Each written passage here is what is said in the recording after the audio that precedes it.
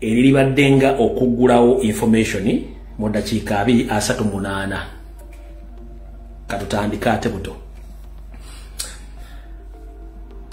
onaku oba akalwa akawedde Nyando Yosoferi yalambibwako nnyo ekirwadde kya Ssennyiga 19 ekyaliwo mu biseera ebyo. Nyando agezezaako nnyo okuleeta ebirwadde bingi nnyo mu ggwanga nga zabadde azimba kisitole kye okuli njagala mu Stagna Ruth Acheng, Dana Atwine ne Messensenero. Messensenero simayi kuno kwoli. Museveni agezezaako nnyo okuzimba zibeibozi nga tunaatera okuyingira mu kalulu ne bigaana. 1. Yaleetayo Kisudani Ebola nakyo mukikuba ne kivaawo. Naletayo Mambaga ne mukuba n'avaawo. Naletayo COVID-19 ne kuba n'avaawo. Ne baleta monkeypox n'agaana ne tukikuba ntuvaawo.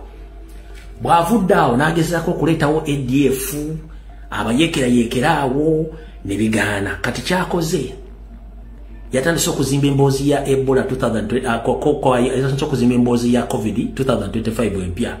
Kati mumpulirize bulungi nnyo. Kino mujja kirabako.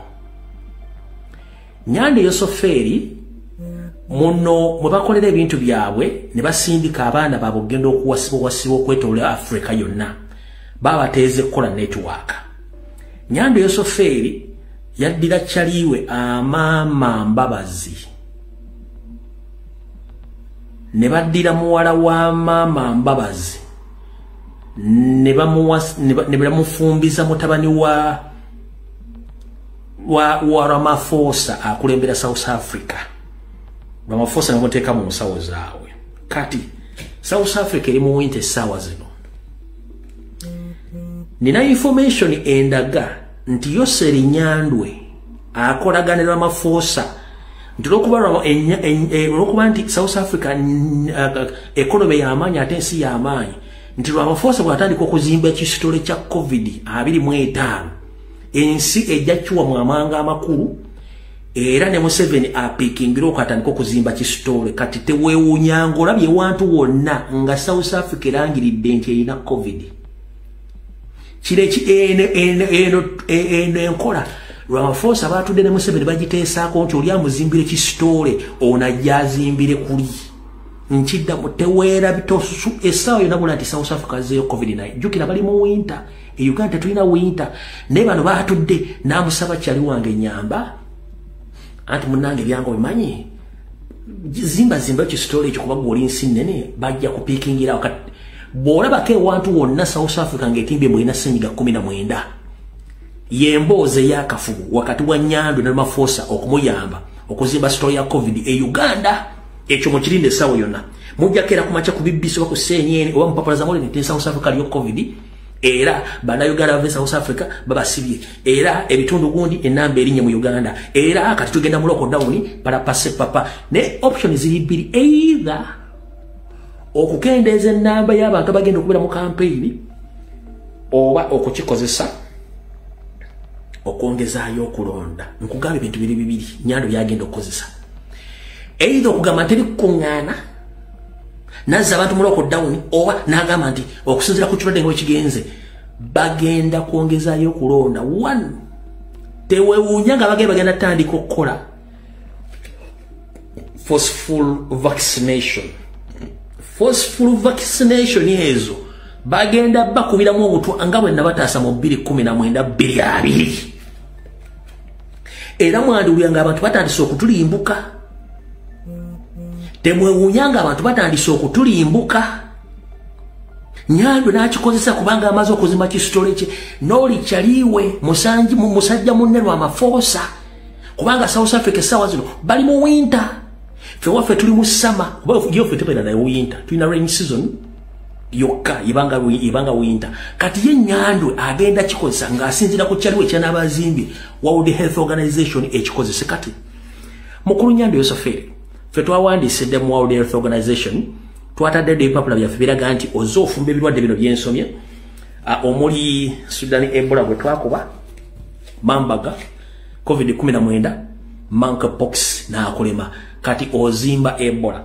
Ffe twagamba World Health Organization twabawandiikidde dda nti Uganda teri COVID ne tubawa records eza Ruth Acheng, Dana Atwine badde bazimba ebiboozi byabwe ode twakoze da survey ne tukola reports zaffe okuva ku basawo waffe abali munda mu system yammwe ne batuwa report entuufu engine mbadde muzimbamu embozi ebintu nga bisindiko genda okutabangula eggwanga temwagala kulonda kubeerewo katumaze obiteekayo bulungi nnyo kati mujja kuba bulungi kati mukyala Dana atwine Ruth Acheng tubalinze mujje ku TV mutandika agaboozi gammwe gano gagana agaboozi gaabwe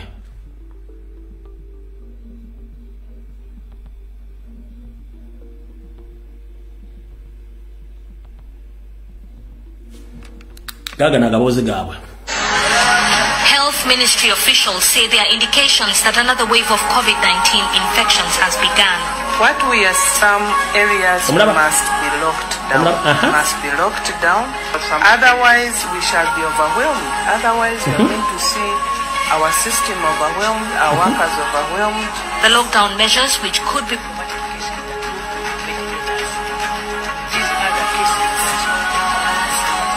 positive cases of COVID-19 from 2 arcades in downtown Kampala have also been confirmed.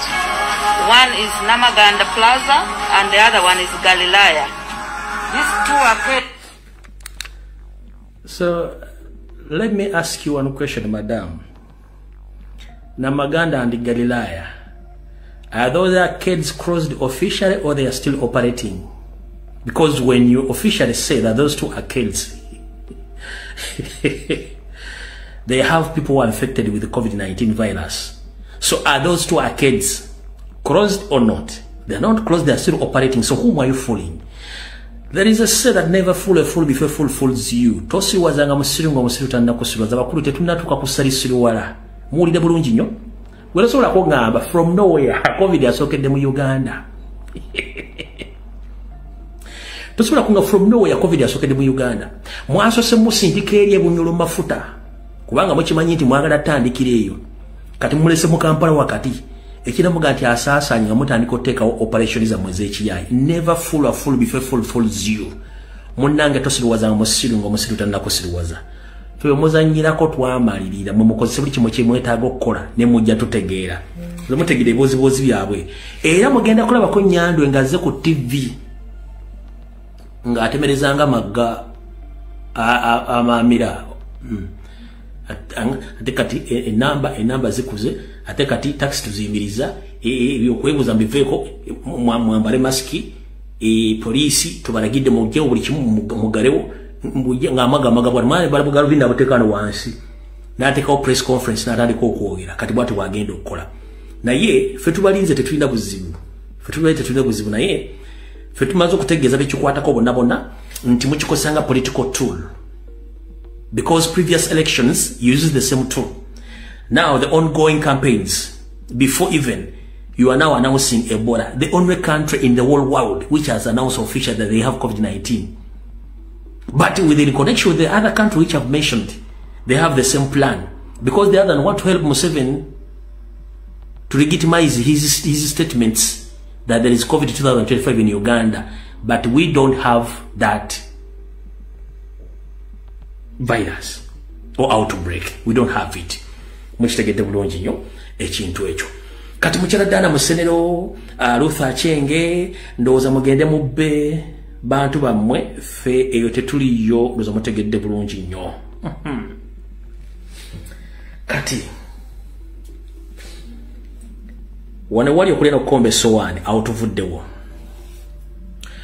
Olunaku lw'olwaleero mu nkola ey'okuzaayo n'okukima empapula ku kitebe kyaffe ekya National Platform waluseewo akayogaano n'okuba amasasi mu bbanga era abantu abasinga obungi balumiziddwa.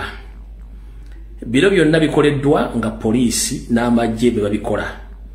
Naye okukola ebintu bino biraga ki era bisiga kifaananyi ki? Bino bisiga ekifaananyi ekiraga nti